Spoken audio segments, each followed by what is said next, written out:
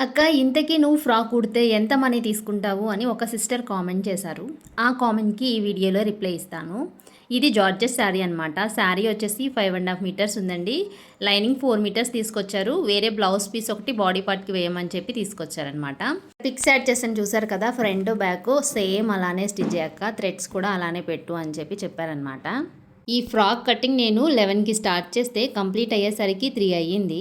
Video shoot చేసుకుంటూ మధ్య మధ్యలో చిన్న చిన్న పనులుంటే చేసుకుంటూ ఫ్రాక్ అయితే కట్ చేసి స్టిచ్ చేశాను. ఈ ఫ్రాక్ కుడుతున్నంత సేపు నాకు ఏదో తెలియని మెంటల్ టెన్షన్ అనమాట. అంటే ఇది పట్టుకుంటే జారిపోతుంది. స్టిచ్ చేయడానికి ఎంత కష్టమైంది అంటే జార్జెట్ శారీ కదా! కాటన్ స్టిచ్ చేసినంత కంఫర్ట్గా దీన్ని స్టిచ్ చేయలేము మనం. మీరు చెప్తే నమ్మరు, అస్సలు స్టిచ్చింగ్ అయ్యేసరికి నాకు చాలా హెడేక్ వచ్చేసింది అనమాట. ఇంకా థ్రెడ్స్ అయితే దీనికి ఇంకా స్టిచ్ చేయలేదు. ఓన్లీ ఫ్రాక్ మాత్రమే కంప్లీట్ చేసి వీడియో షూట్ చేశాను. ఇంకేమమ్మా మిషన్ ఎక్కితే గంటలో ఒక 300-400 సంపాదిస్తారు మీరు అనే వాళ్ళు కూడా ఉన్నారు.